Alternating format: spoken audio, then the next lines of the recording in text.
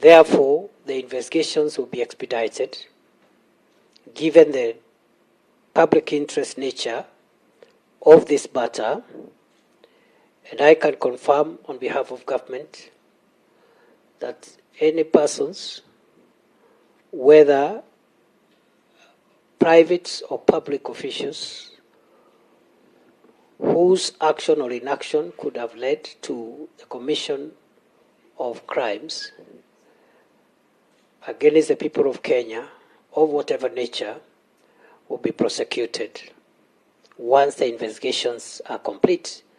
And as I've said, we will expedite the process. And because the Director of Criminal Investigations appeared before this committee, that is all I wish to say about that particular matter for now. And in any case, Chair, I am careful so that we don't jeopardize or preempt or prejudice the ongoing investigations. Honorable Chair, I have also been asked to tell this committee whether there is a relationship between cryptocurrency and the crimes of money laundering and the financing of terror. In response, Honorable Chair, I would like to tell the committee that in the upfront, the answer is yes. It's in the affirmative. We believe there could be a correlation between cryptocurrency activities and possible misuse of that space to advance the offenses related to money laundering and the financing of terror. And by saying so, Chair, I'm not passing judgment on the legality of cryptocurrency trade. I will explain why we, as government of Kenya, suspect that this area of cryptocurrency could expose the country to some degree to infiltration by money launderers and people who may want to finance terror. This is why. Honorable Chair, first, cryptocurrency is not a legal tender, and therefore it falls out, or rather it falls outside the regulatory framework and ambit of the Central Bank of Kenya. Money laundering and the financing of terror takes place within the financial services sector, involving the transfer of money, either to launder that money or to use that money to finance terror and other illegal activities, including the narcotics trade, or trade in narcotics, drugs, and psychotropic substances. Now, because cryptocurrency is not legal tender, and because cryptocurrency, as we speak, does not fall within the regulatory ambit of the Central Bank of Kenya, therefore, it is very difficult to oversight that space. It is a financial-related activity, but falling outside the regulator. And the regulator of the financial space is principally the Central Bank of Kenya, of course, and other support institutions like the Capital Markets Authority. This gap, therefore, allows the transfer and trade of cryptocurrency without any regulatory checks. It encourages anonymity in financial transactions. You cannot trace, you cannot locate the owners and the dealers in the money or the finances that are involved in their space. And for that reason, it is possible, because of this space which is shrouded in anonymity and is not regulated, it is possible to process financial transactions across borders through online platforms. Money can move from one account to another account across borders without the regulatory oversight of the central bank, and still end up achieving activities or financing criminal activities like terrorism. The delicate and volatile nature of transactional data makes traceability of financial transactions in cryptocurrency difficult and derogates the efforts made by investigative agencies and the Asset Recovery Agency in tracing and recovering the proceeds of crime. In other words, Honorable Chair, because of anonymity and non-regulation in the online nature of the business and the ability to move financial assets, which are not legal tender, but they are financial assets, from one jurisdiction to another without detection, gives room for the movement of finances outside the legal framework, which can benefit criminal activity. And therefore, if you're investigating, it's very difficult to understand and put on, on the spot all the persons who are part of that transaction. Number two, the Asset Recovery Agency is unable to trace the physical assets that can even be frozen. And I say so because the ability of government to trace assets and freeze them is an important tool in the fight against the financing of terror and the fight against money laundering.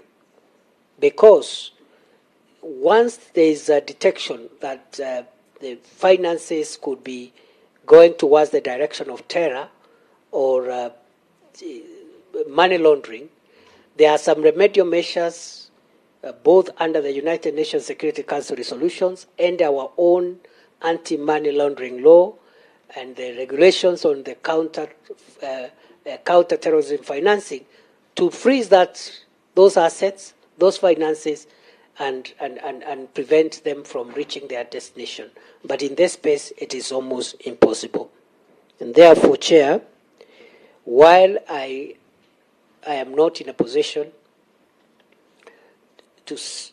to point at a direct link between cryptocurrency, money laundering, and counterterrorism, I can only say for sure the space and framework in which this activity of cryptocurrency operates is a plausible ground, is a possible area of money launderers and the financiers of terror to use and move assets across borders undetected, which end up hurting the country, and the government is left with no remedial measures because the assets cannot be traced, they cannot be frozen, and therefore the objectives of the financiers of terror and money launderers can be achieved using the cryptocurrency activity. That possibility is there.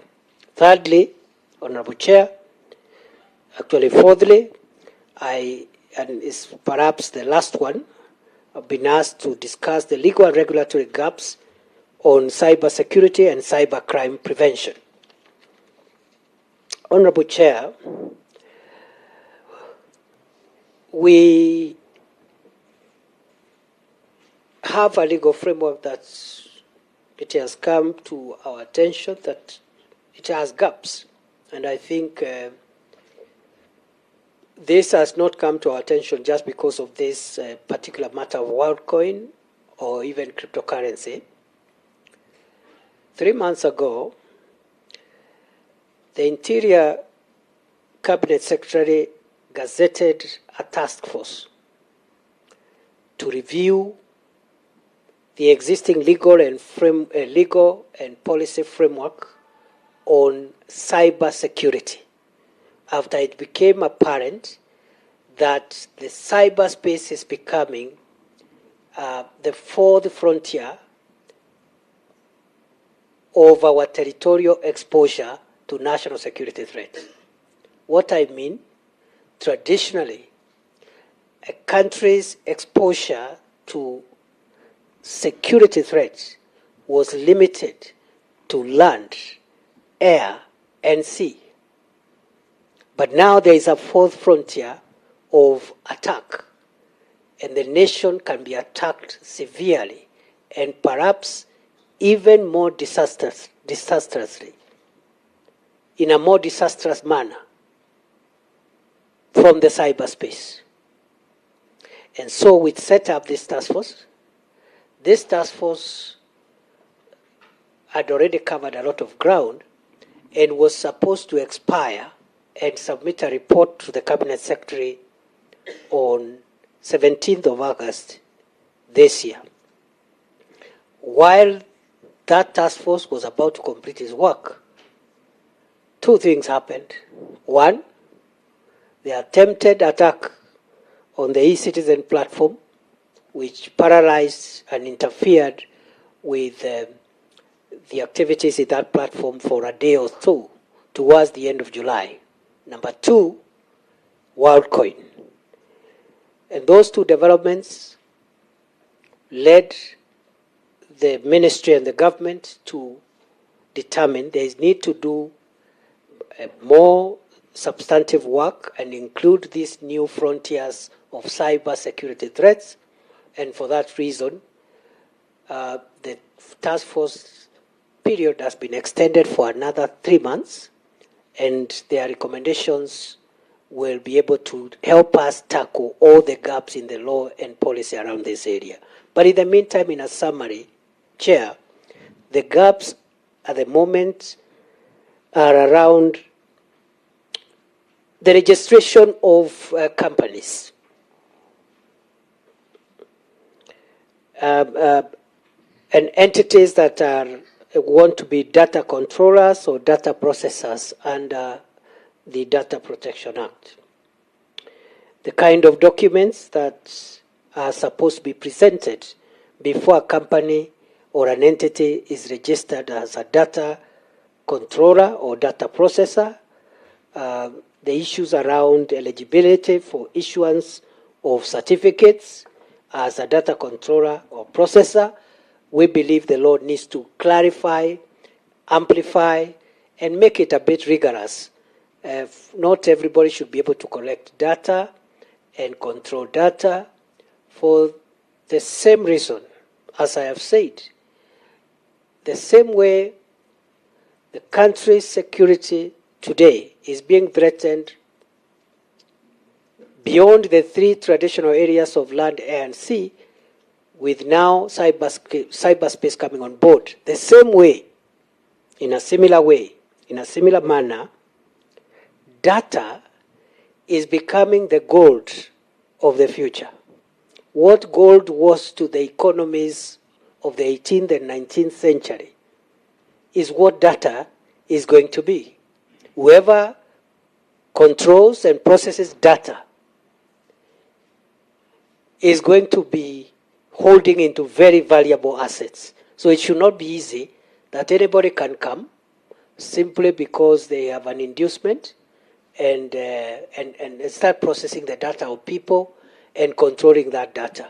So the process of registering those who control data, those who process data, should be made more rigorous under our laws. Two, foreign companies seeking to become data controllers, data processors, the kind of documents and eligibility criteria should even be harsher they should be harsher than the eligibility criteria of companies and entities of the people of Kenya. And the reasons are for reasons of national sovereignty. It is actually something we need to reflect on. And I know, Chair, I've had this discussion elsewhere in a different space.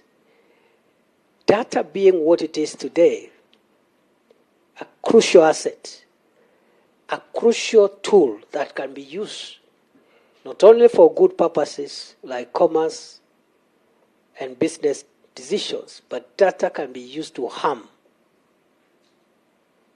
So a foreign entity, a foreign company, or even a Kenyan company or entity which is associated or has allegiance to a foreign entity must be treated with a lot of rigor before they are allowed to process, retain, and control data of the people of Kenya. What worries me as the minister responsible for the security of our country in this particular matter was the kind of data that was being harvested. Because iris, the scanning of iris, is one of the most intrusive data harvesting methods. There are other methods, but the scanning of the eyes is quite intrusive. It's deeply intrusive. Number two, experts say that the biological consequences of that intrusion, it could be disastrous. It could be life-threatening. So from where I sit, Chair and members, I think we should be very careful with allowing foreigners to access, control, process, and retain the data of the people of Kenya for the reasons I've given. Number three, the current law does not pronounce itself on circumstances when data controllers and or data processors give incentives to induce subjects to provide data and the punishment for inducement.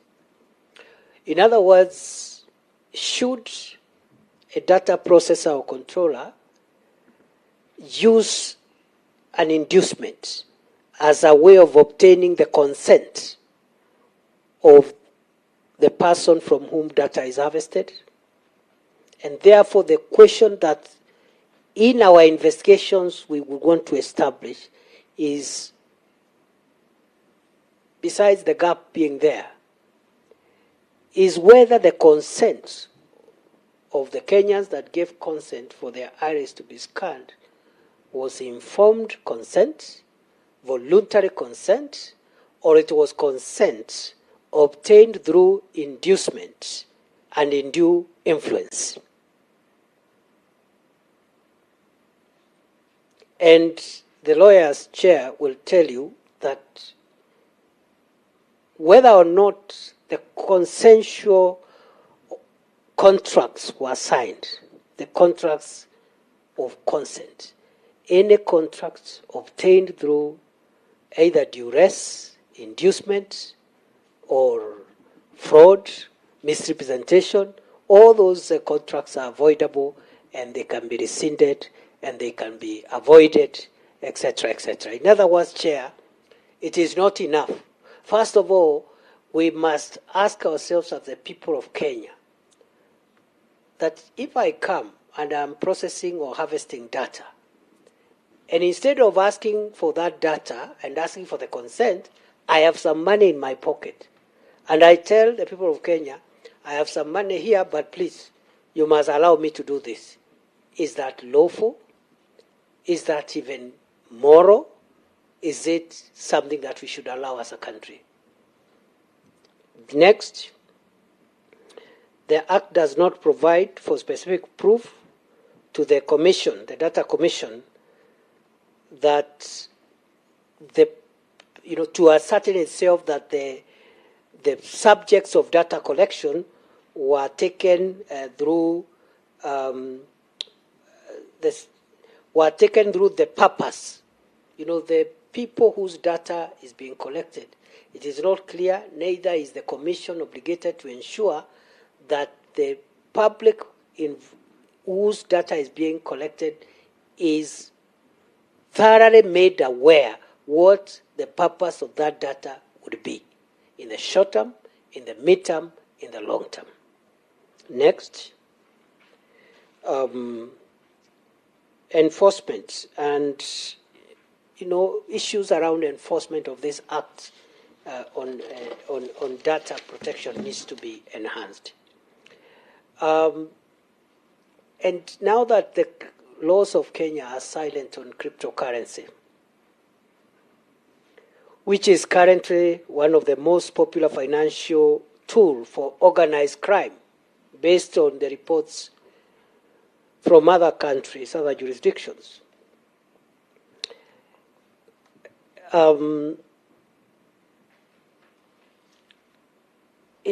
We should ask ourselves whether cryptocurrency should continue to take place without regulation, without the CPK oversight, or we should recognize it and regulate it and move on.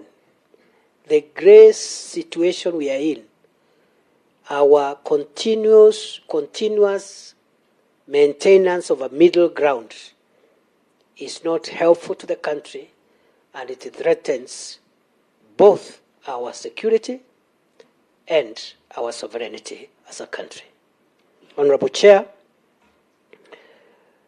as I have said, the Ministry of Interior has established the task force which has been established under the Computer Misuse and Cybercrimes Act of 2018. And we are going to attach very, very detailed regulations on enforcement of or further administration of that act. The drafts are ready, public participation is ready, and we are going to include these new challenges that we've gotten from the attack on the e-citizen platform and the Worldcoin issue to make sure that we take on board comprehensive reforms. Finally, Chair, the following are the recommended areas of intervention. One, there is need to consider and redraft criminal offenses.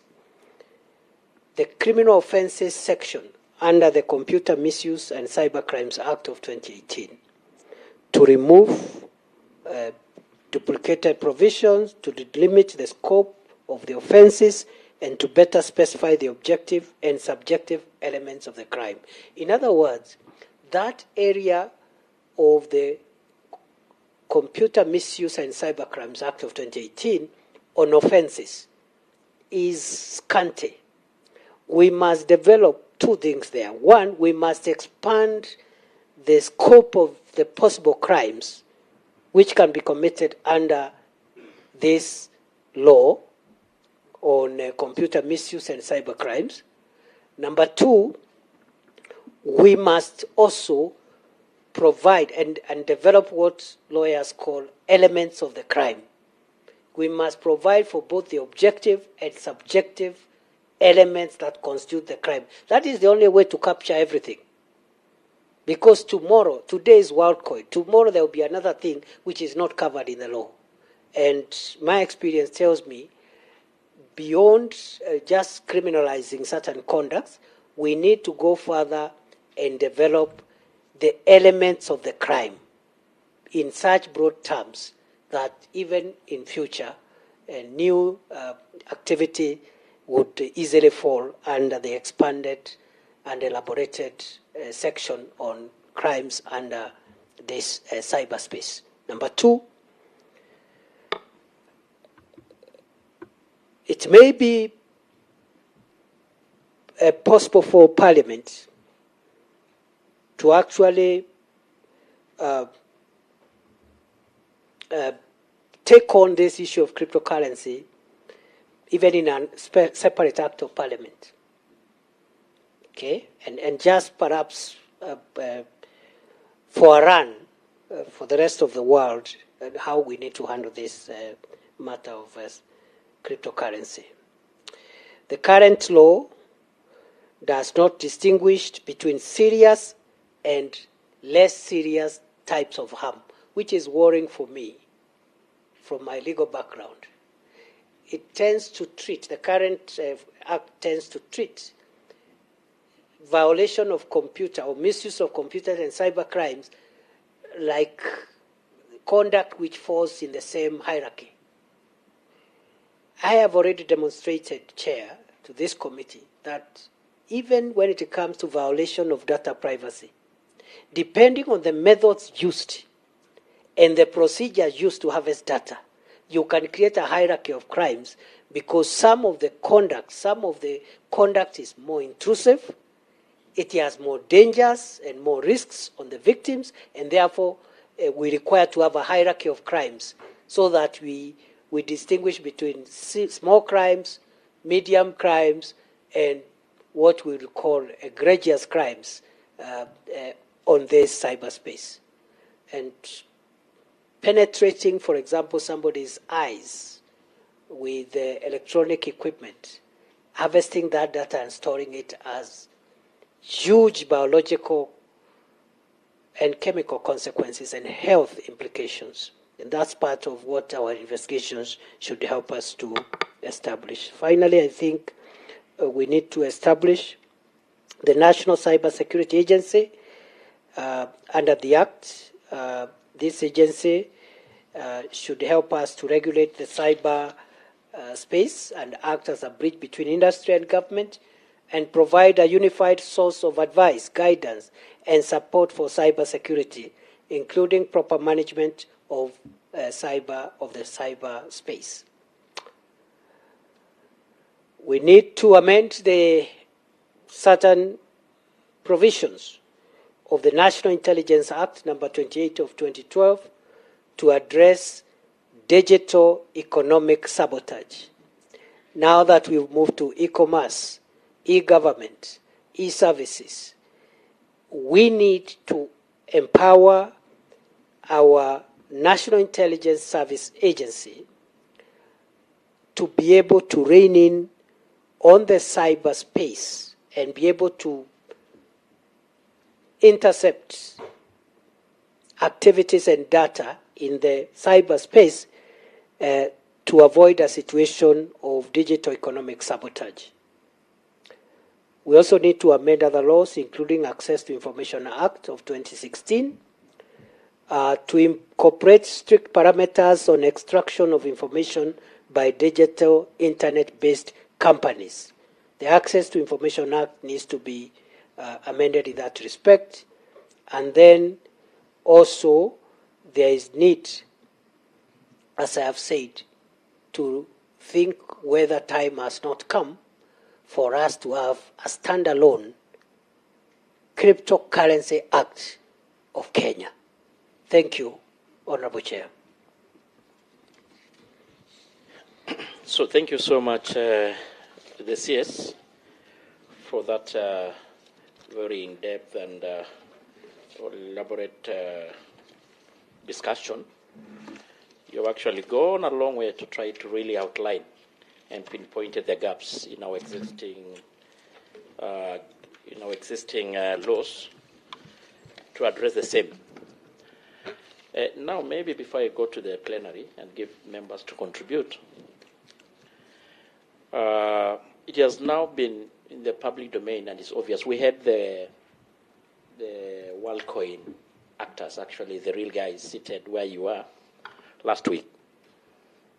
And they confirmed to this committee that to this end, there are about 700,000 Kenyans, actually close to 1 million, because the subscriptions or the onboarding on listing is still ongoing online, who's already given out their data to include the 350 plus whose Irish were actually taken. As the Minister of Security, And of course, given even your background in law, you're a law par excellent.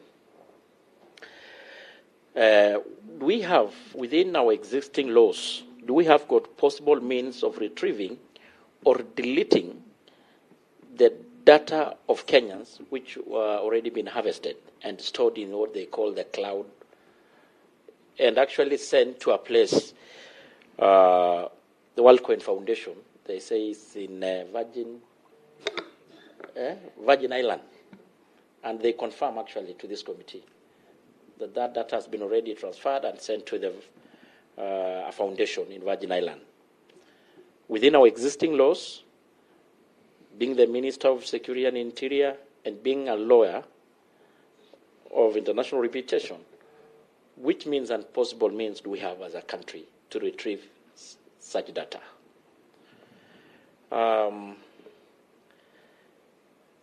Secondly, taking into account the admission that already this space of cryptocurrency is a very fertile ground to finance the terrorism. Which measures do you think we should put in place to avoid the same? We had the DG from the Center for Finance Center reporting yesterday, there yesterday, and he had given an example of the very famous guy, crypto player, who sent 300 million to 3 girlfriends in the country. And we only managed to actually forfeit from one recipient. The other 2, they managed to take their money just because the lawyers went around the law. And the government could not really able to have the money forfeited. What do you think the measures that we should put in place to avoid such? And I'm going to give 3 members, plus the 2 questions, to raise their concern, and we are going to go in that order. And I will start, of course, from the petitioner, Mukunji, then Gideon, Ikana, then we take the other bunch, starting from my vice. And I will ask members to try to be to the point, because it's already one. Thank you, Chair. And I want to start by thanking Waziri for quite straight to the point a report that really touches on things that we have been deliberating in this committee for a while. I also want to thank him for being the really first one to come out clearly and condemn that issue and take the necessary steps that he took when the issue came to the attention of the nation. Chair, I was very keen when Waziri was pointing out areas of interest in terms of the law change.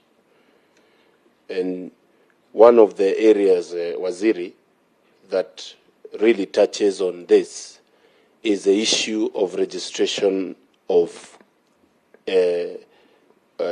organizations in this country and their functionality. I know it is not under the Ministry of Interior how companies come here and mine data. And Waziri, one of your recommendations is you being involved in the uptake of companies in that.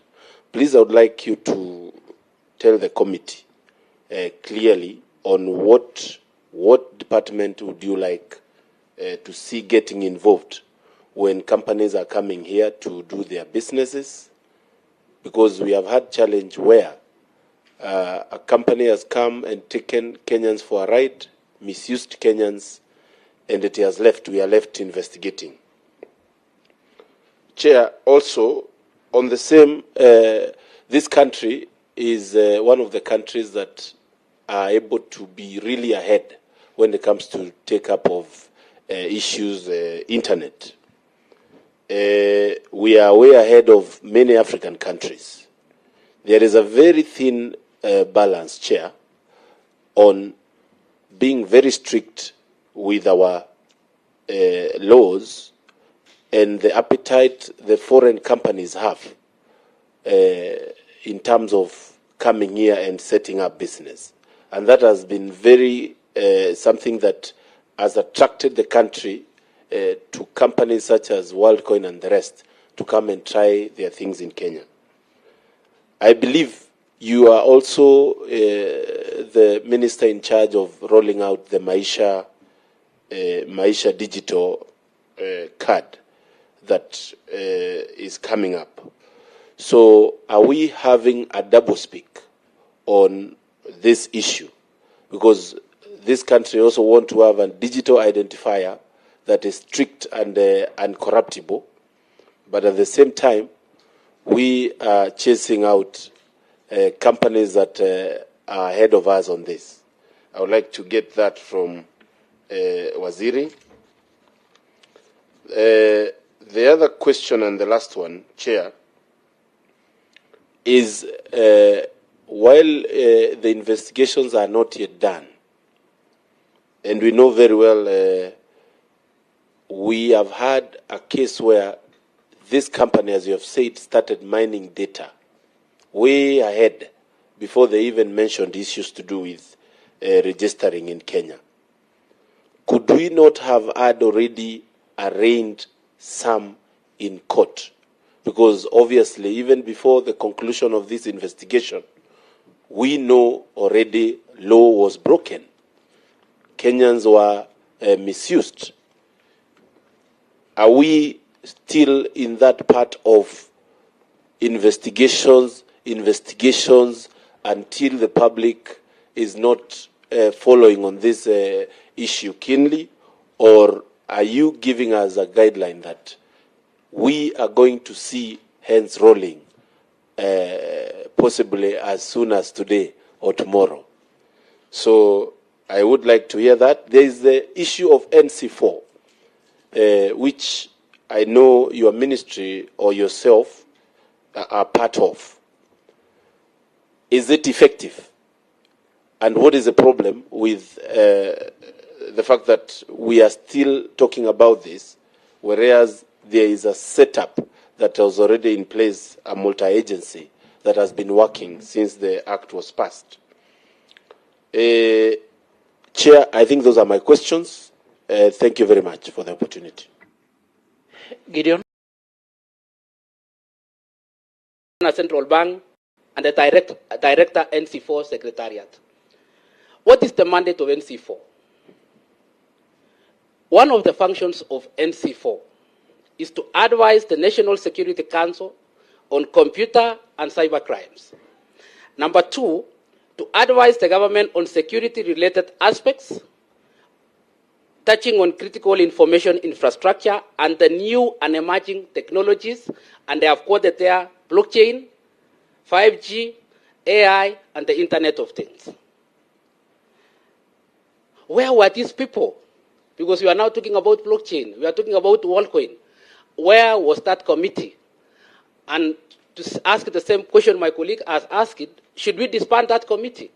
Because even if we are coming up with the new regulations that you've suggested to us here, when the NC4 Secretariat came here, they blamed their bosses. They said they are just the Secretariat. These things we take to our bosses. So does it mean their bosses didn't do their job? Finally, in your statement, your first statement, you've told us these people of Worldcoin, they came here as Tools for Humanity, corporation registered in the United States, and the other one is Tools for Humanity, registered in Germany. You've told us they commenced data collection and processing activities in the country in the guise of offering educational programs on cryptocurrency. These people came here, Alex Blani and the team. They told us they were not supposed to acquire certificates to do business in Kenya, because in the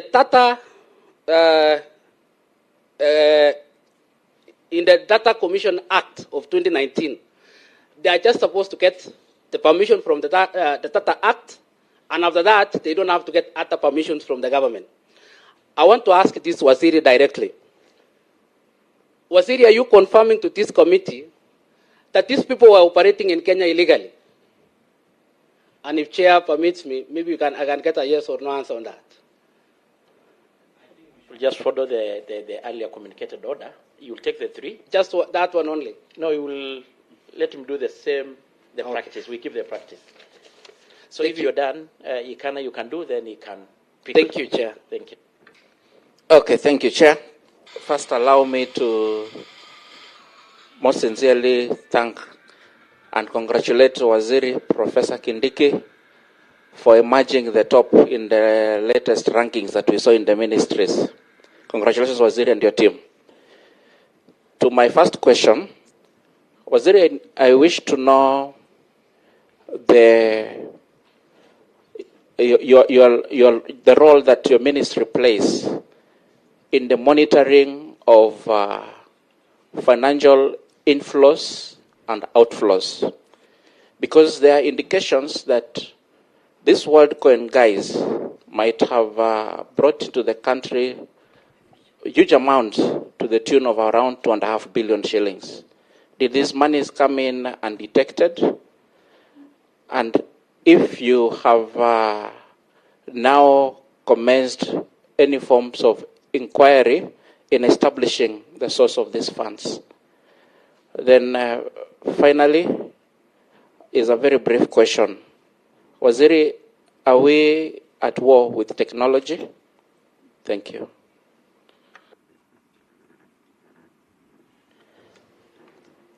So, Waziri, you can take a question from the 3 members before we let the other set.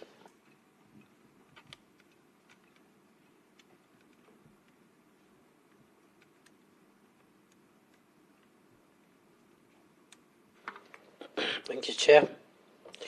And thank you for the members who have raised the supplementary issues and seeking clarifications, including yourself, Chair. I'd like to respond as follows.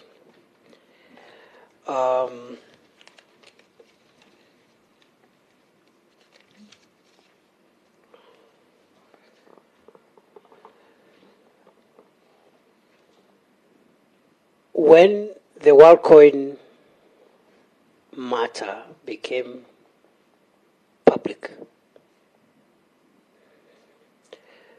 the government ordered cessation of all activities relating to this company in terms of collecting data from Kenyans, dealing with it, disposing that data with immediate effect until we get to the bottom of this issue and find out whether the operations are within the law or not.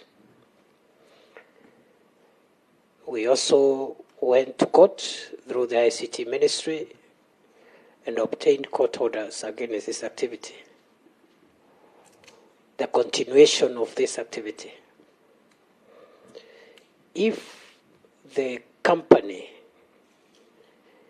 has come here and admitted that they are continuing with that process, then they are in contempt of court, and they have admitted that they have no regard for the law of Kenya, and that court order meant nothing to them.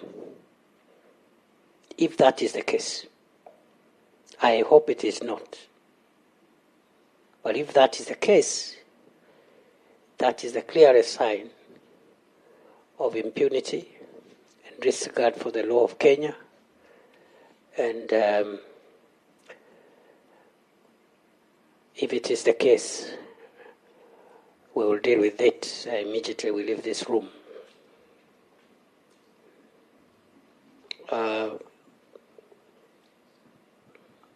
As to the question whether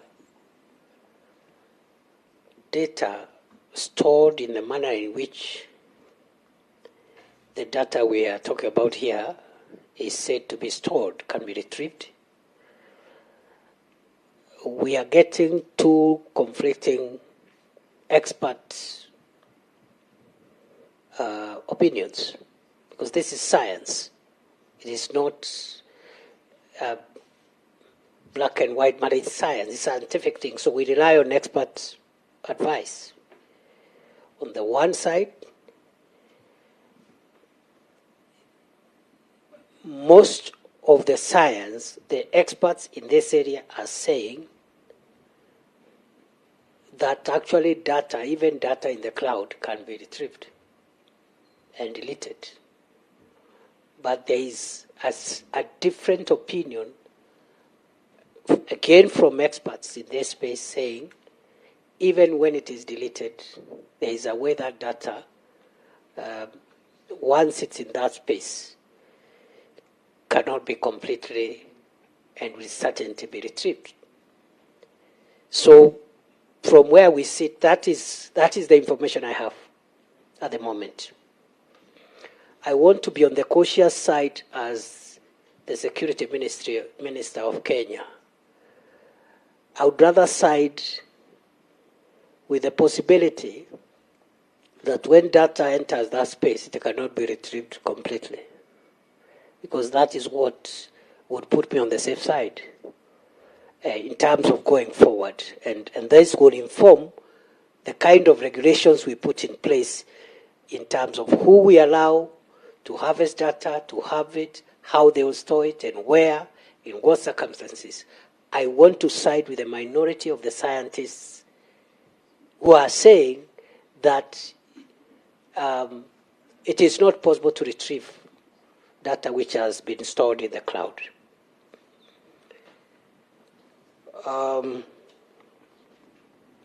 So from where we sit as government, there should be no more registration of people on anything related to Worldcoin and all activities and other companies. Waziri, while you're still at that, you know, you're speaking as the CS, the Minister of Security, but you're still a lawyer par excellence. Within both the local and international laws framework, do you think we stand a chance of maybe forcing the Worldcoin owners to retrieve Kenya's data? Yes. Yes. But we need to do a lot of work. And Gila Selegard, based on the case I made earlier on, 2 points, Chair. One, that data is precious. And two, the nature in which this data in question was harvested is an extreme. It's allowed, yes, but for a foreign entity to use that method and have access to that data and store it in the method we are talking about, we need to be a bit more rigorous in terms of demanding some levels of accountability. But to answer your question, it is possible. The other question which has been raised is on cryptocurrency and financing of terror. And Chair, you raised the issue of the crypto dealer and the girlfriends.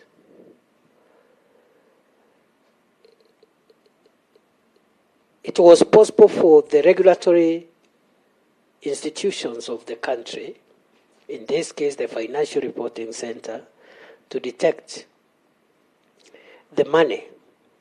But it was only possible when that money was converted, or because it's a way in which it found its way into mainstream financial assets of the world, and it left Belgium and came to Kenya into the bank account of the girlfriend. And the challenges are as follows. First, to money in terms of legal tender coming from abroad to a bank in Kenya can be traced, and that's why it was traced. And even the other two, it's only that they had accessed the money. And there could be reason, perhaps, why that happened. Because, again, the purpose of surveillance on financial inflows and outflows is not to prevent people from running businesses and doing their things. It is to ensure that financial inflows and outflows through our country do not perpetuate money laundering, trade in drugs and psychotropic substances, and terror. Otherwise, it should not be the business. It's against good economic order to have too much surveillance on citizens and who gets how much money. And if that money is not perhaps suspected to be geared towards doing those criminal things, that surveillance should not be overbearing. It would hurt commerce. Now,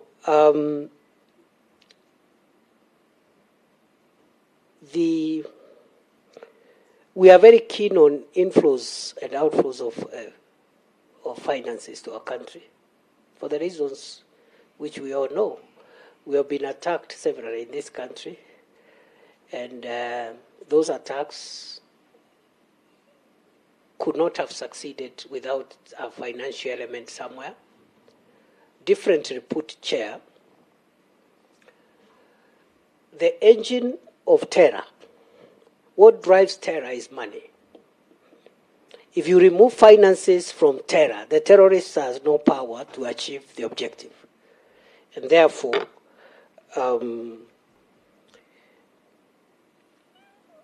my challenge, and I need to be convinced, because this is national debate. This is national debate.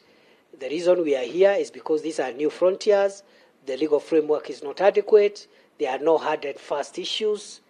But I need to be convinced, as the security minister, I need to be convinced that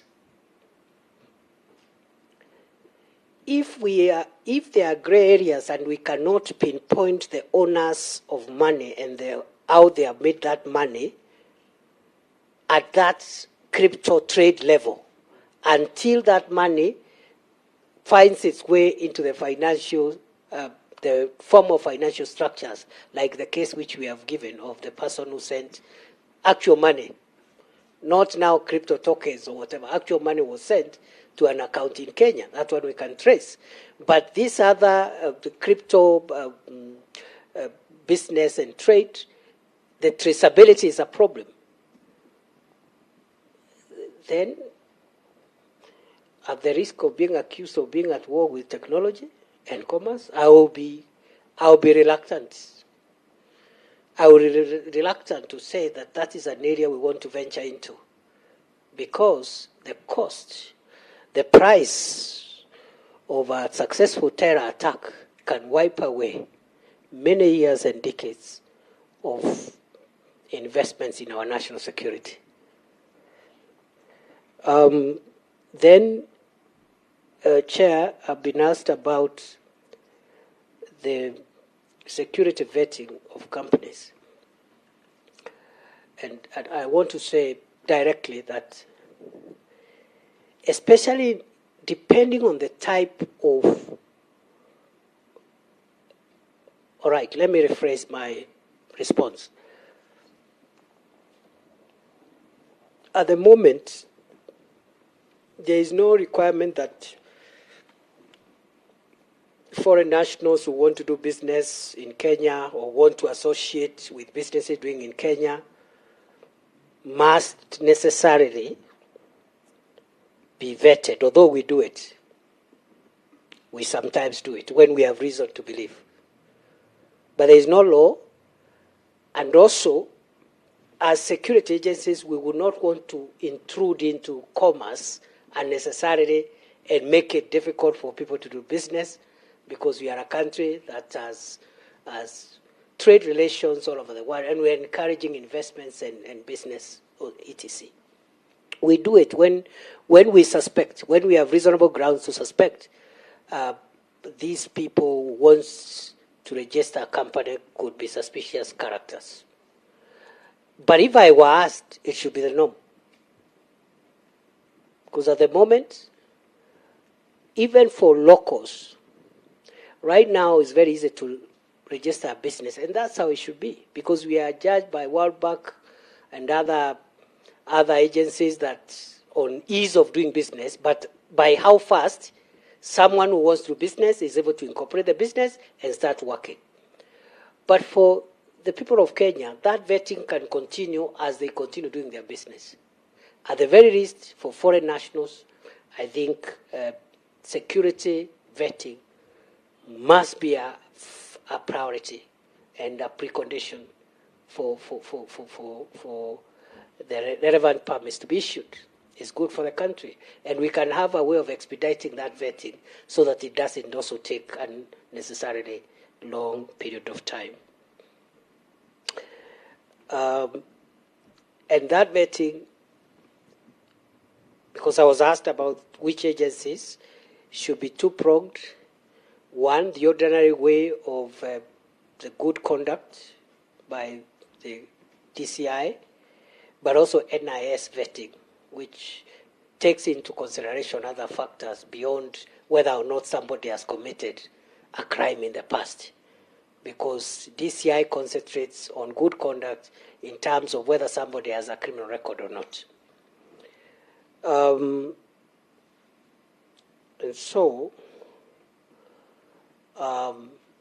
what has worried me from this interaction with the committee is if there is a possibility that the directors or officials of Worldcoin came here and said that despite the stop orders that I issued and the court orders that were issued, they are in any way dealing with Kenyans and interacting with Kenyans in that space. Let me put it this way. I wish I had gotten that information earlier, because he would not have left the country. In fact, it is important to say that I don't like how lightly we want to push commerce and trade ahead of security matters sometimes. And I can share with you that we allowed the Worldcoin officials to enter and leave Kenya after an undertaking by the American government that they will produce them when we need them.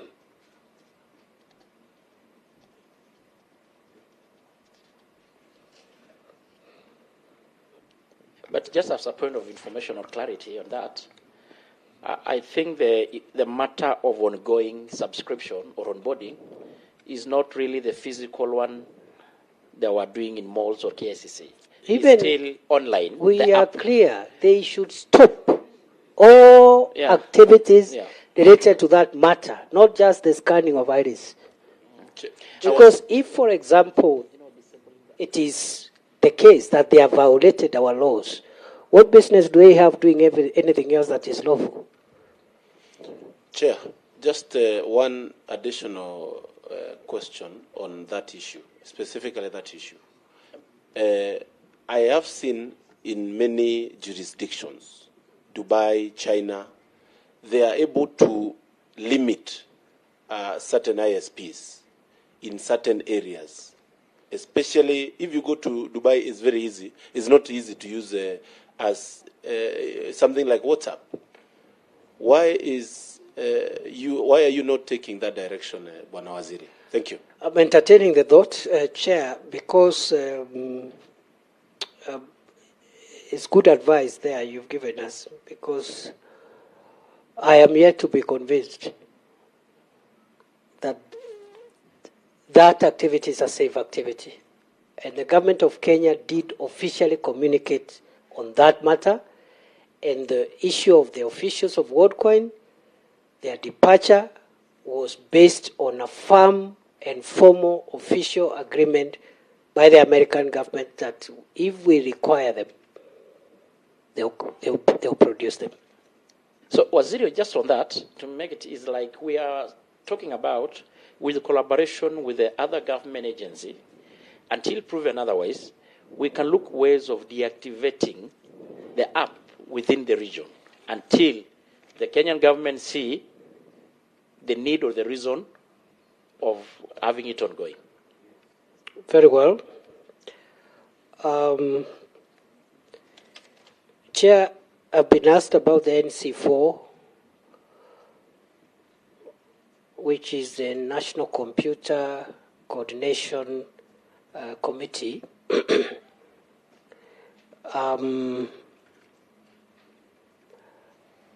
I think, by and large, that committee has been effective.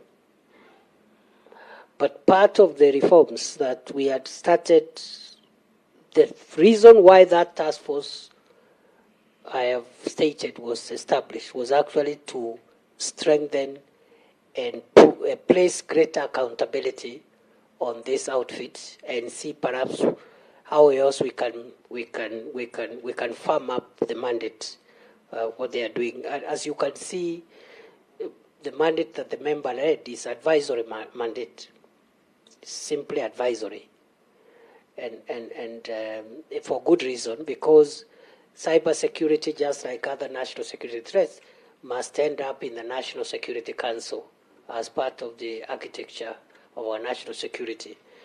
But I think I will not be in order to say that this organ is not important. It's technical level experts, the CDF, the IG, the heads of agencies that really help us get information that can be escalated to the National Security Council.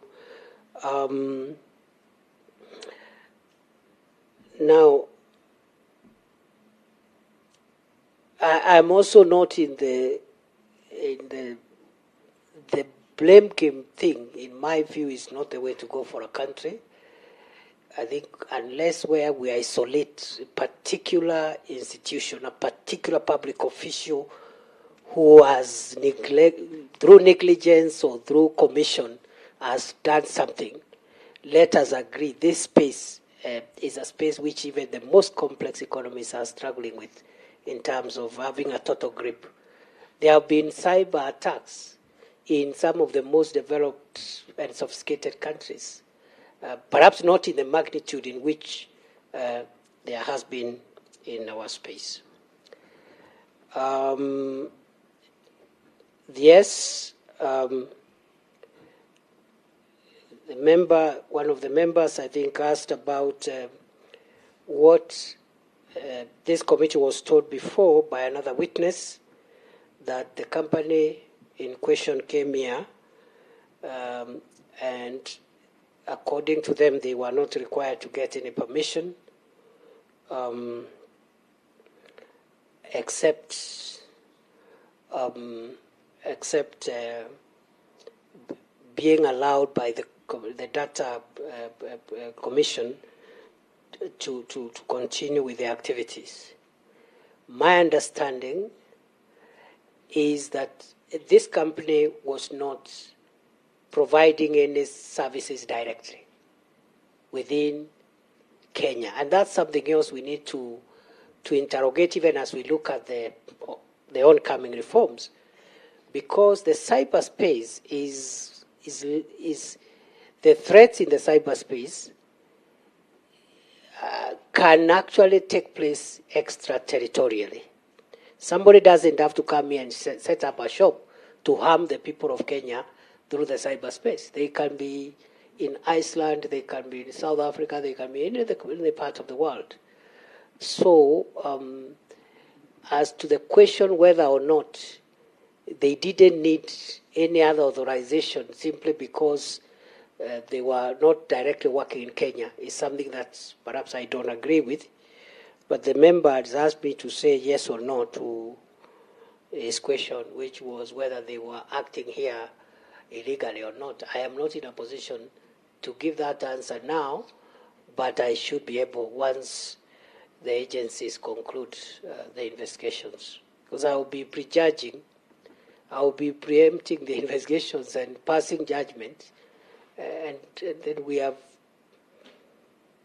the law, we have the constitution, we have the presumption of innocence, and that's why we have not detained anybody until now. And on the other question, as I go to finish, which was asked about why we have not arresting some people by now, I would just ask for patience so that we do something holistic. I know this country, there is a tendency for the public to be thirsty to see somebody, getting arrested in a dramatic way. And I plead, but this is a sophisticated crime requiring a lot of science. It doesn't help. And I think what the people of Kenya want to hear now is not that somebody has been taken to court for some small misdemeanor or administrative lapse. They want if it is true, there are people who, using the cyberspace, have caused harm or attempted to cause harm on the public safety and security of the people of Kenya. Those bearing the highest responsibility, I would think our target should be on those ones. I think, finally, we are not at war with technology, but we will not allow technology to hurt our country at whatever cost. We will not fight technology, but we will not allow technology to hurt the security and the safety of the people of Kenya at whatever cost, not even through inducement. The fact that the people of Kenya are getting some coins should not be a reason for a government to legitimately allow the exposure of that public, even with their consent, to get harmed. Thank you, Chair. So thank you so much, Waziri. You're going to take the other round of three, starting from my vice, Irene Mayaka, Shabir, and Kaluma. Thank you, Chair, and thank you, Waziri, for your elaborate earlier presentation, especially on the legal recommendations. First of all, on the issue of disengaging the application, you might want to also consider using the services of the ethical hackers, or white hat as they're called, within your state security operatives, to also check if there are any Kenyans who have access to VPN services, especially from the US and Australia, if after this has been disengaged, if they can still access it, because that's very important. The first question I have, and you did speak to one of the suspicious transaction in relation to cryptocurrency of the man who transferred monies to his girlfriends, but there's also another similar issue that is currently in Milimani Court involving about USD 3.3 million. What I want to know, Aziri, is taking this into consideration and all the matters that you did allude to, can you provide information on its coordination efforts with international organizations or foreign governments in addressing cross-border cryptocurrency-related issues? And then secondly, Waziri, I don't know if you've had an opportunity to have a look at the Worldcoin data consent form that's online, which when the team was here, they did mention that they had Kenyans agreeing to the terms and conditions online in the application. And I just want to draw your attention to some of the things that are in that form. Number one, it does say that the consent to process personal and sensitive data for transfer to another country. More concerning for me is that they do say if you give us your consent to collect your sensitive data by photographing your iris, your face, and your body using the orb, we will transfer your sensitive data to our teams in the United States, India, Japan, United Kingdom, and Germany. And our research and development facilities are located in these countries. and that we are unable to operate the software we use to process your sensitive data within your country.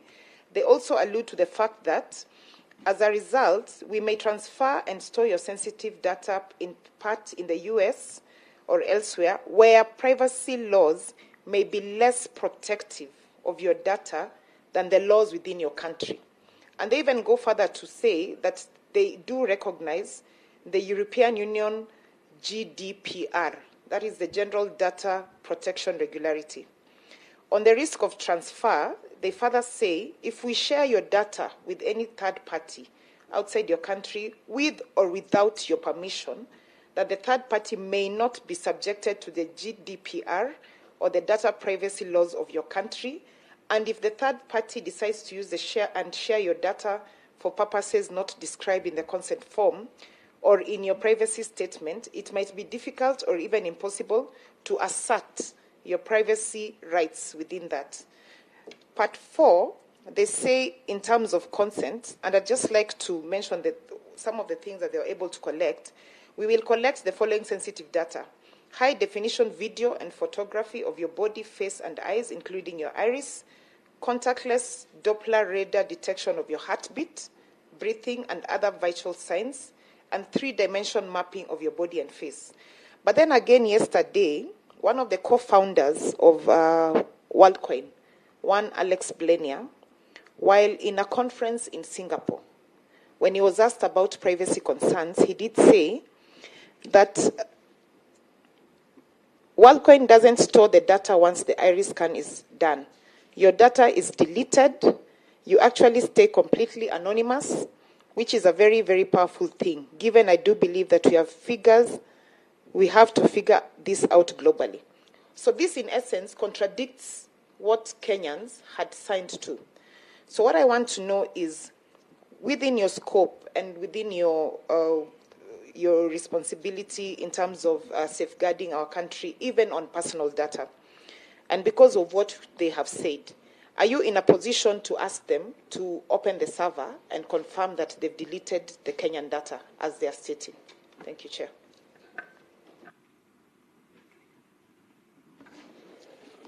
Chair, with your permission, sir. Thank you, Bwana Waziri.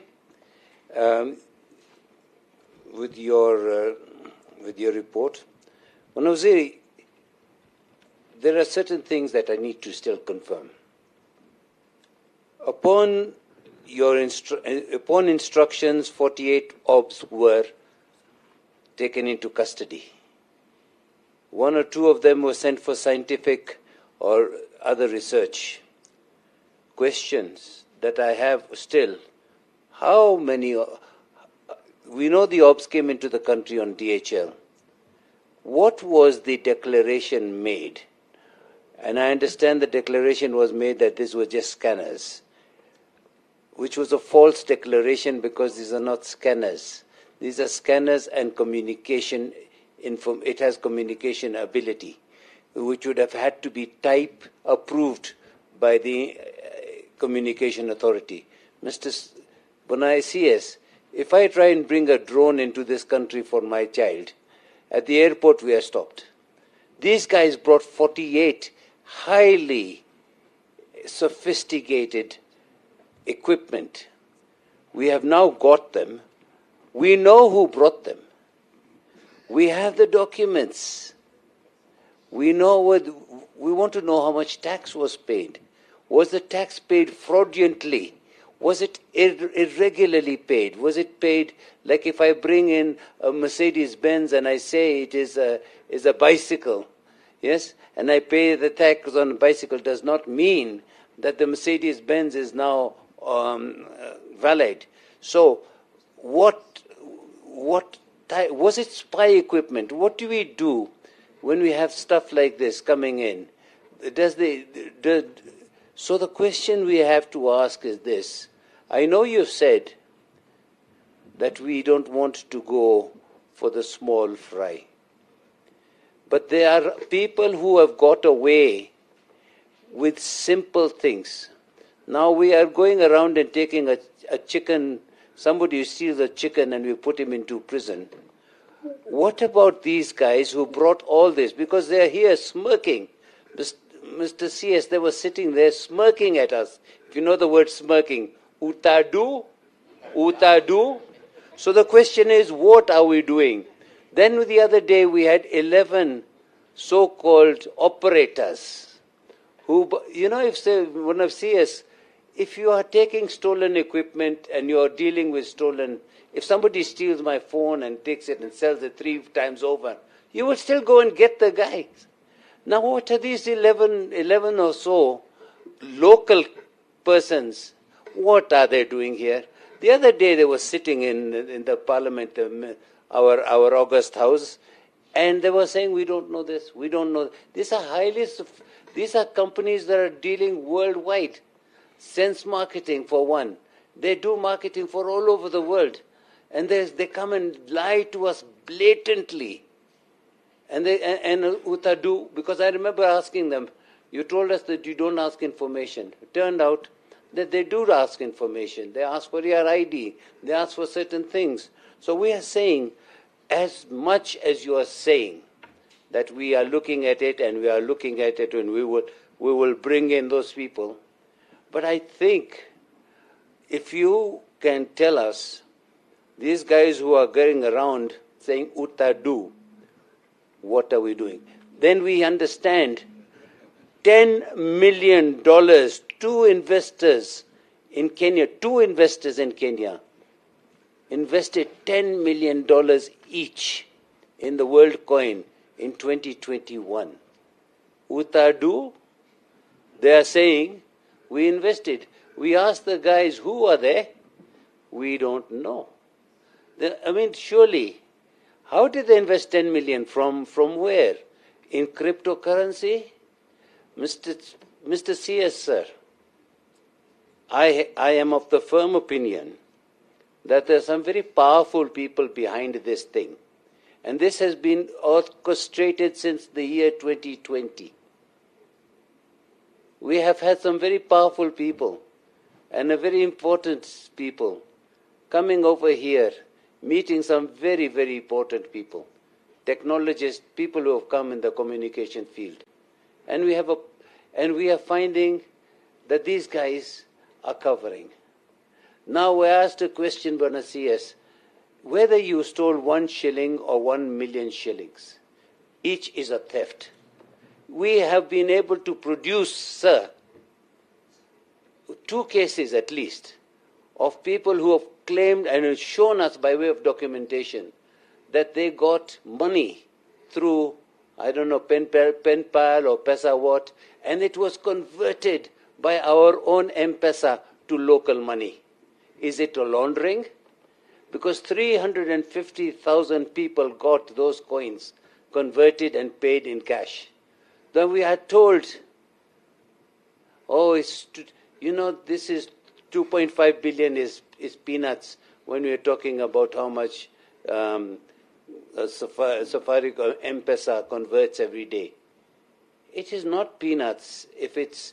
We don't mind if it's peanuts, but the question we are asking you, Bwana CS, if there are 350,000 people got some money from wherever it cloud or wherever it came, and it was converted by M-Pesa.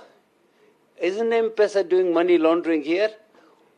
Isn't M-Pesa trying to get maybe anti-terrorism funds? We don't know. There's nothing. Maybe it's a straightforward thing.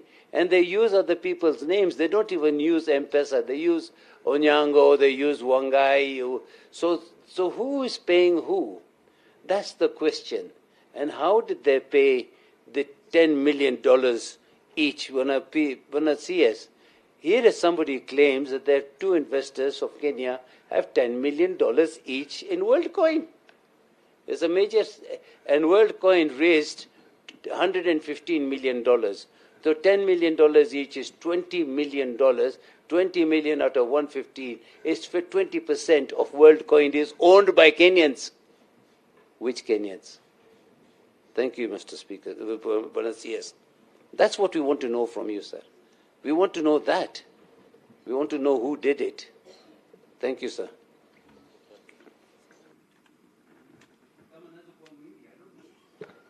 was the other, Kaluma? As Chair, time is gone, but I'll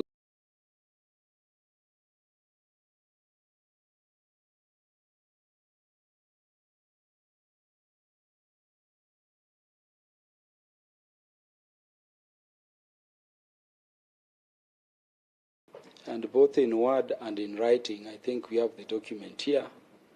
He said these people came to the country in 2020, 2021, and started this business of collecting personal data, even before registration. That they were told to cease business, they continued. And your counterpart in charge of ICT indicated that even despite having been issued with a cessation notice, the data commissioner subsequently went ahead and registered them.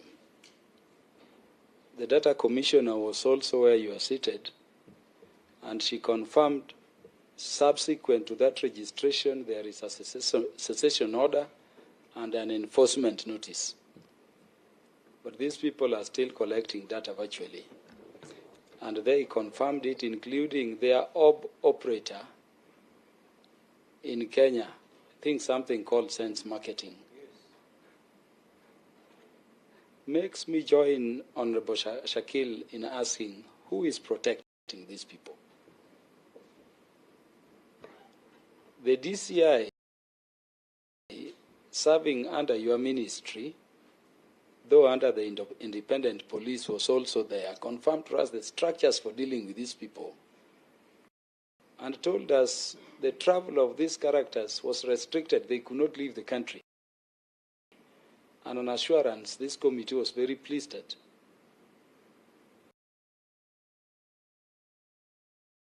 You now tell us there is an undertaking, they have gone.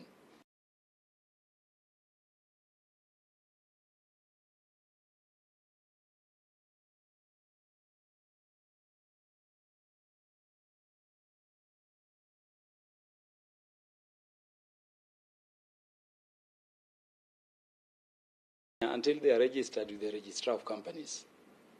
And Waziri, you know, subsection 3 of that section makes it an offense for a foreign company to do so, and sets out some very good punishment against the company and people running the company.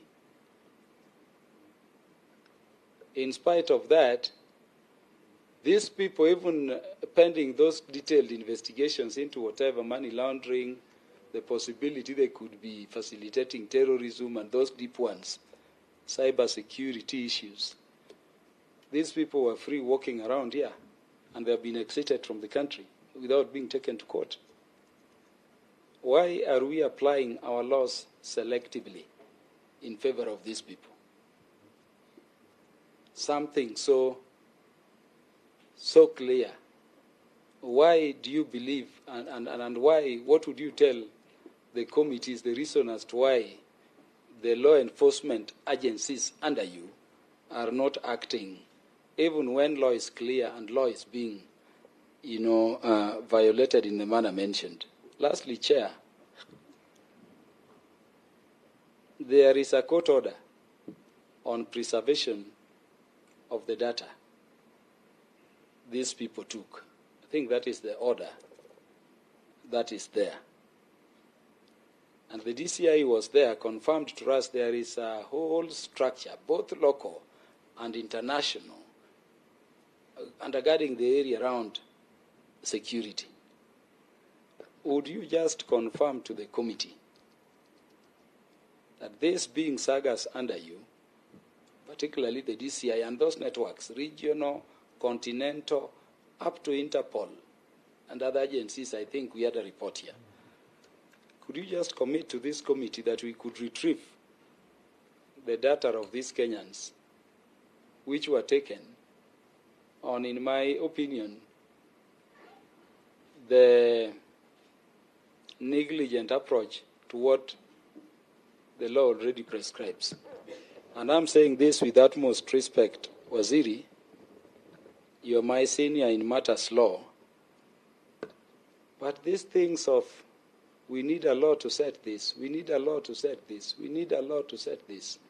Look through Section 4 of the Data Protection Act, Section 5 of the Data Protection Act, Section 18 of the Data Protection Act, Section 16, Section 15, Regulation 5, Sub-Regulation 2 of the Data Protection Cybersecurity Regulations. They are all there already. These things you are recommending. And the Data Commissioner is empowered to seek the support of any agency, whether NIS, whether DCI, whether you as a ministry in the discharge of their mandate. There is actually no legal gap. And yet we have these legal gaps. The question is, can you ignite the powers under your ministry through particularly the DCI so that we retrieve back this data? I'm saying this because data is a big business, Waziri, and data can be put into good uses and data can be put into bad uses. This is the area of artificial intelligence. I just imagine there is a world ID, as these Worldcoin people were confirming before us here, and somebody wants to pick me out of this country. It identifies you so well, it cannot even take your look-alike, because it is the iris. I'm walking on a street somewhere, and you are picked by drone. So they need you for extradition. They just pick you and go on. And therefore, I agree with you. This is more of a security business than it is mere commerce. What can you do in terms of your undertaking to this committee? Because it's a serious position this committee is taking, that we must get this bad data back. How do you help us to retrieve this data back? I thank you, Chair. To you, Bwana Waziri. Thank you, Chair. I have taken some of the comments or advice on how we need to perhaps implement the law as it is.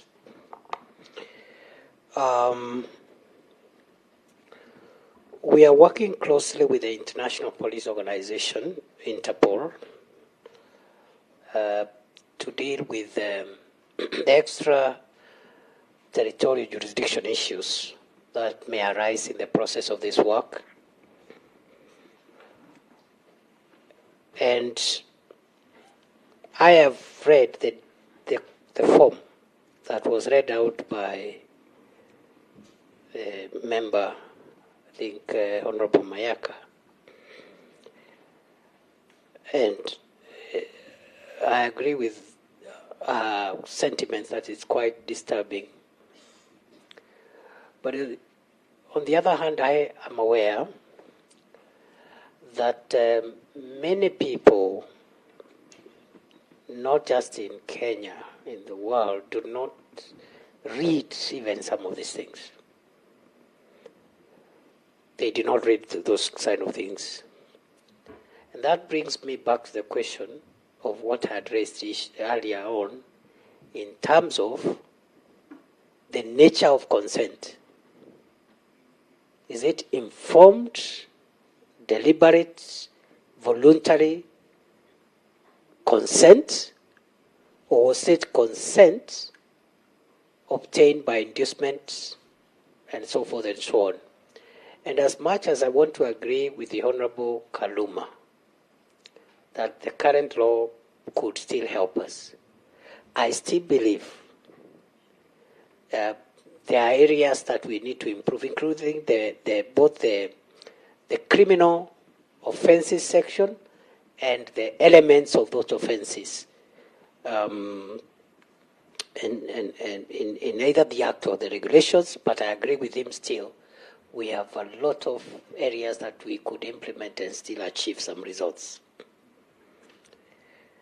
What also intrigues me in that consent, the details of that consent form that was signed by our people, was the deliberate exclusion of the jurisdiction of the laws of Kenya on our citizens, which on a matter like this, it should not have happened. That would have been something that should not have been allowed by the authorities, by government, because data, especially data in the manner in which it was harvested here,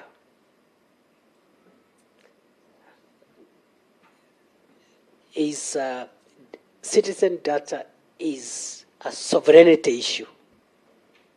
It's a sovereignty issue. So that exclusion of the applicability of the laws of Kenya, for me, appeared to be offensive in that consent form.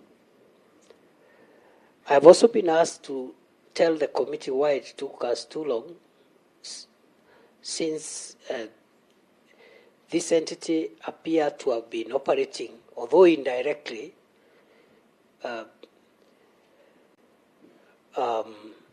for 2-3 years. And the answer is simple. As security managers, it is not in our space to lord over private or business interactions of people. And I said that last time I appeared before the plenary of the National Assembly. That is my view. That's what I believe in. Our work is to provide the policy context in which business and private matters operate. And unless something has been raised, either through a complaint or we have reasonable grounds to suspect those interactions are violating our law, that's when we come in. So for a long time, and what actually triggered us was the queues and the complaints.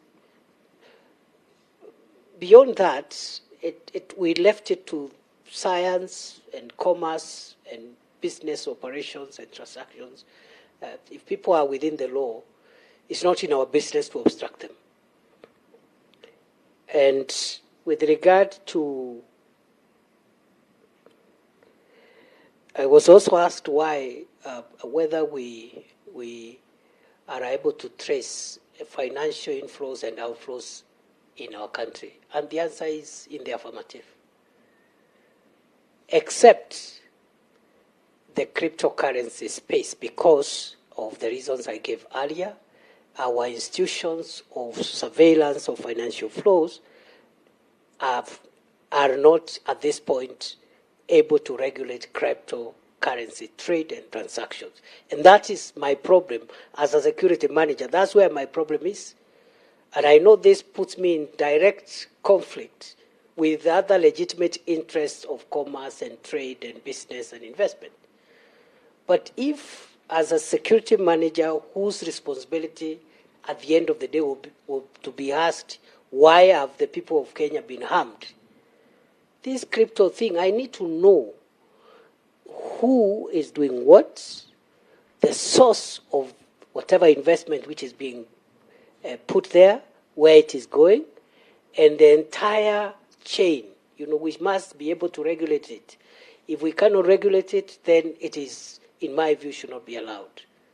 And I say that with deep respect to the contrary opinions that we have received from those who think that this is a good thing. Then, and I was also even asked what the role of the Minister of Interior is in that surveillance. The Cabinet Secretary for Interior chairs the Interministerial Committee on Anti-Money Laundering and Counter-Terrorism Financing. And I've already held a meeting as late as 2 weeks ago. And this is a meeting where my colleagues, the CS for the National Treasury, is a member, as well as the Cabinet Secretary for Foreign Affairs, as well as the Central Bank Governor, the Director General Financial Reporting Center, the Inspector General of Police, the Chief of Defense Forces, and all that. So we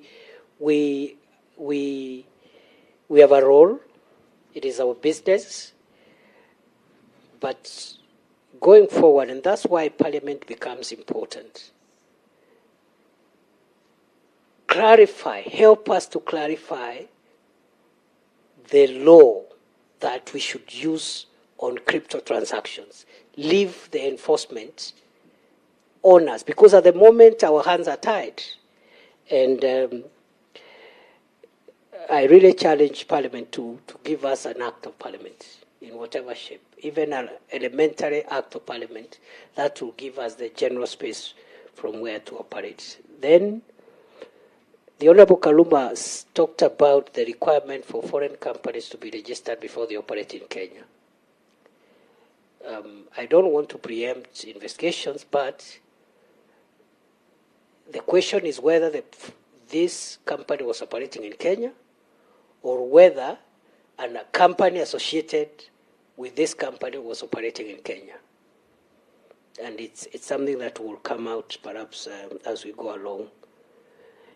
With Honorable Shabil asked about many issues around the kind of equipment which were brought into the country. I agree. Again, I agree with him to the extent that these are not scanning equipment, they are scanning and communications equipment, which brings into purview the role of the Communications Authority in authorizing that equipment. So again, investigations will help us, and I hope the reports of this committee will be part of the what will help us zero in on who perhaps may have caused this lapse in terms of the type of equipment brought in, the payment of taxes, whether it was done correctly, and to the question of who is protecting these people. Chair, I don't know. The assurance I can give the National Assembly and this committee, through this committee, from where I sit, any person in government, out of government, in public sector, in private sector, who it is established, aided, abetted, supported, encouraged, or even attempted any of those things to facilitate any crime which may have been committed in the circumstances of the Worldcoin, we will hold them accountable. And that is the assurance I want to give as the Security Minister. We will hold them accountable. That is the policy framework upon which the DCI is operating. There is no one who is immune, nobody is excluded, and we have depoliticized our organs and agencies of national security to ensure that if people are found on the wrong side of the law, action is taken. It doesn't matter who that person is. Even if it is myself as the Security Minister, I will take responsibility.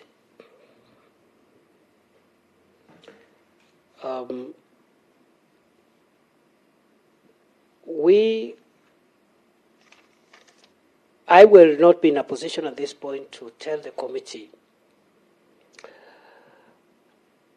with certainty, 100% certainty, whether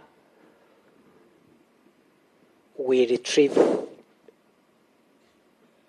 and compel the retrieval of that data and by what time. But as I said earlier on, I believe it is possible. And I want to give the commitment of the government that we will go out of our way to make sure it is done. And perhaps a little more time, another 1-2 weeks, I should be in a position, even if I do not have to appear here, to provide a written position on where we are on this matter after I clarify 1 or 2 things.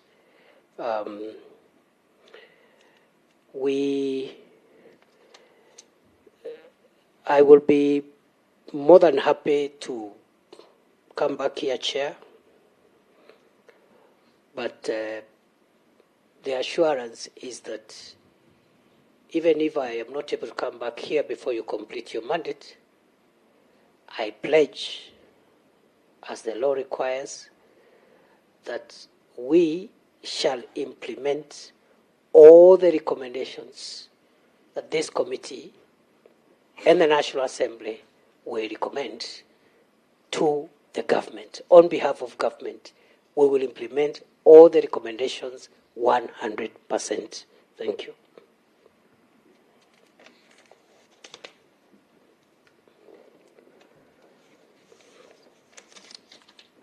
Chair, may I just ask, Waziri, by what time do you see the investigations going on ending?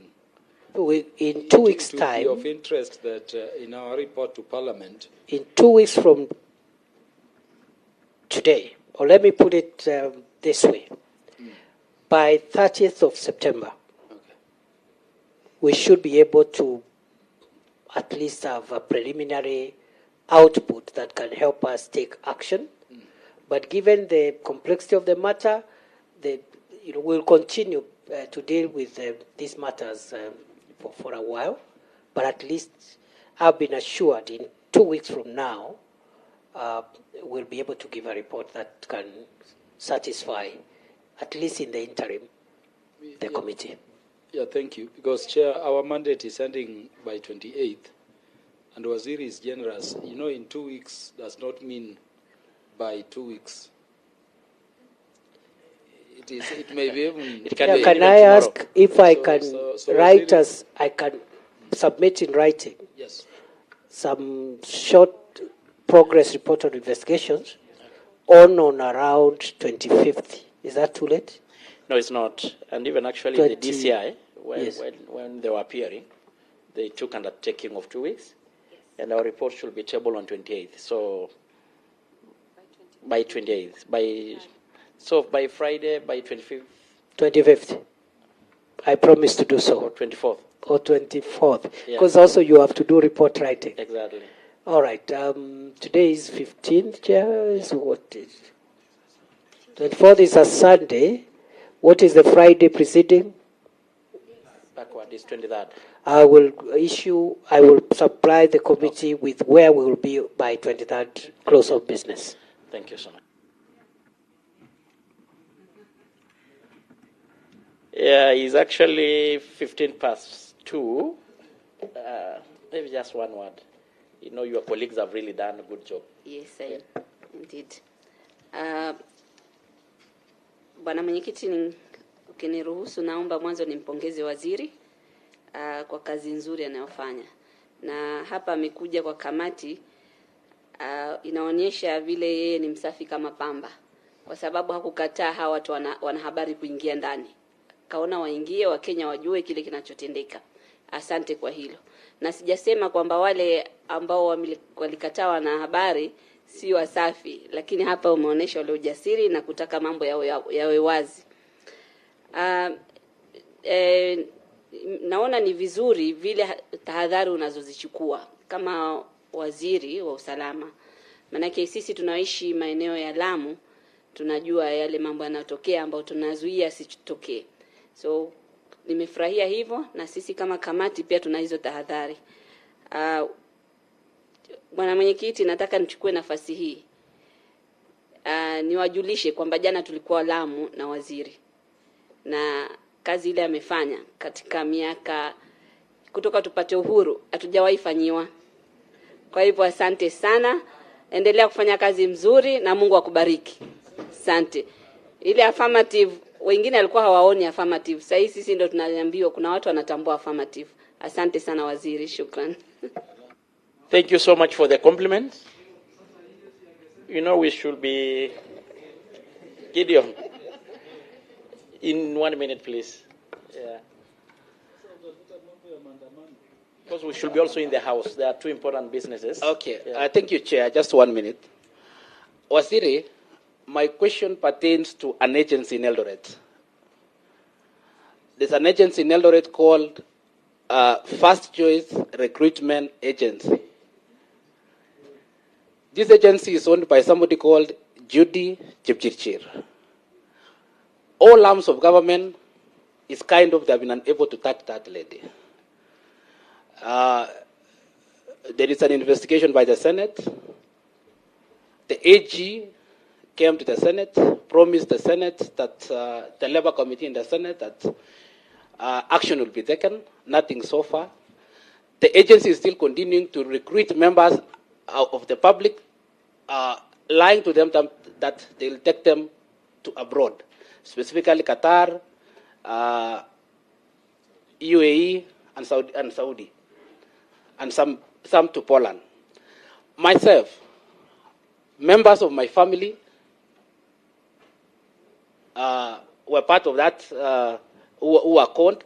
But when I made noise in August, members of my family were refunded. But in my own constituency of KO South constituency, I have 76 members of the public. Some 100,000, some 200,000, some 40,000. But when we make this noise,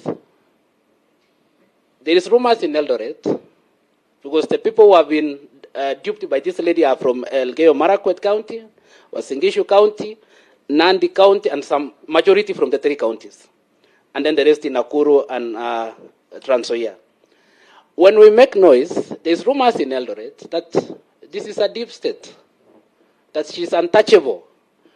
Some of us who have made some little noise, some people threaten us that there's nowhere you'll go.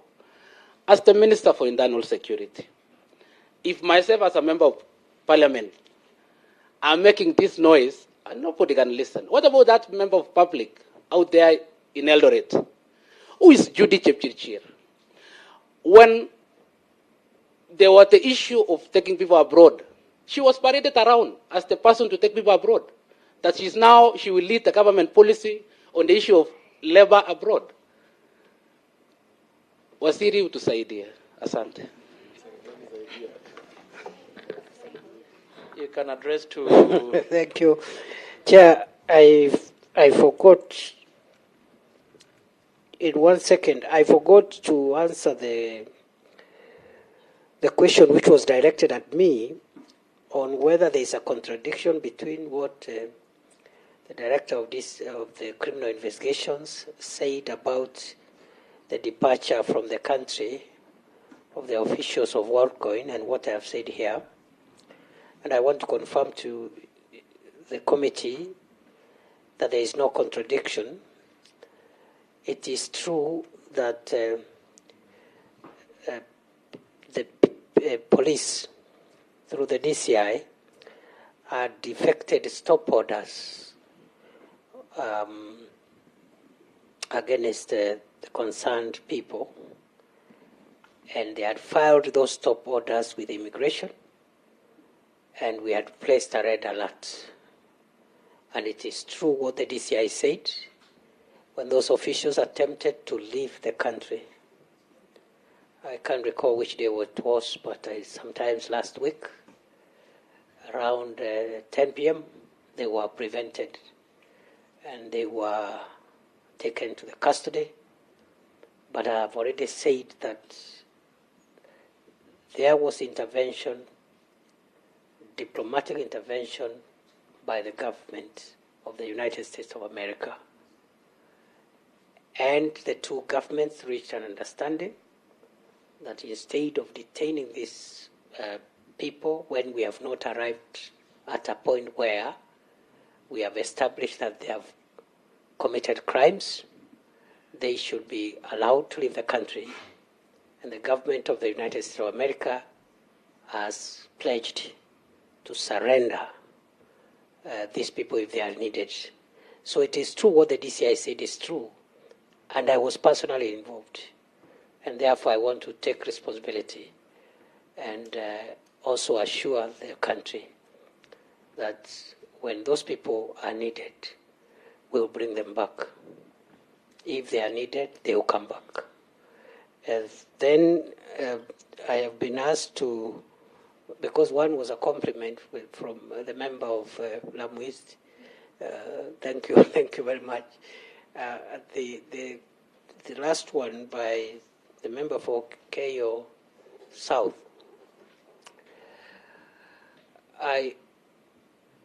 If a complaint has been lodged in a police station about the possibility of a crime having been committed around that issue, I would ask for 3 days to respond to that matter in writing to the member or to the committee, because it's been asked through this committee.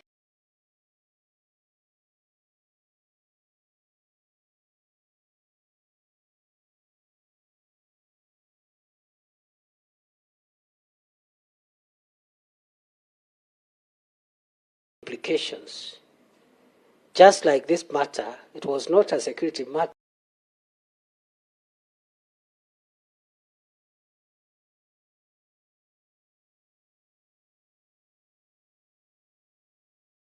This country, let me know. I will follow up and I understand.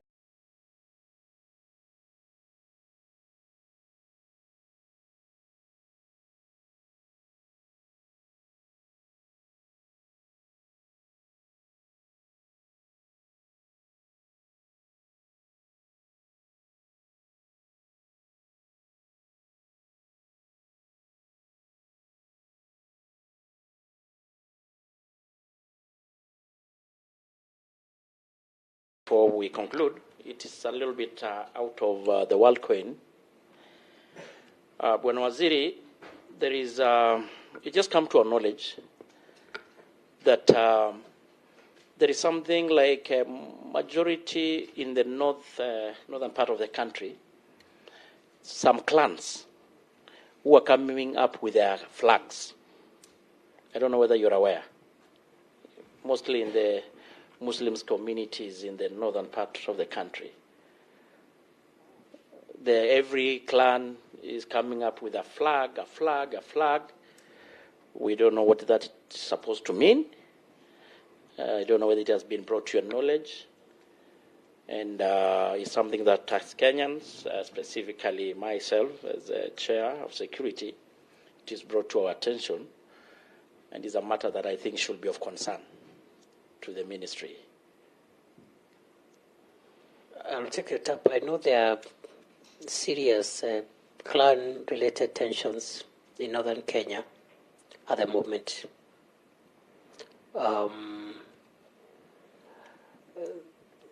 As to the issue of flags, again, one would look at the relationship of those emblems to the contribution of mobilization of the insecurity that we are experiencing. There are actually active clan conflicts which are taking place even as we speak. Initially Garissa, now increasingly Wajir and Mandera. So something I can take it up and see the relationship, and thank you, Chair, for bringing this to our attention. But we have already captured it and we are handling it, and hopefully on Monday I'll be in Northeastern. And that will be part of the things that will be taking me there. Thank you. So thank you so much, Waziri, and we are so happy and glad to have had you to really unpack the whole thing. I'm sure Kenyans are enlightened, have gotten an opportunity to know what the government is doing. And we'll be going next week into the report writing. Should this committee get anything that they want more clarification from your side, I hope you should be available to provide, and you're already taken that undertaking. Again, to the 23rd, you have talked about you need to furnish us with some preliminary findings on the ongoing investigation. So unless maybe you have something lasting, maybe comment or something, you are free to leave, Bwana Waziri. Thank you, Chair. Thank you so much. Sawa, naenda kutumana.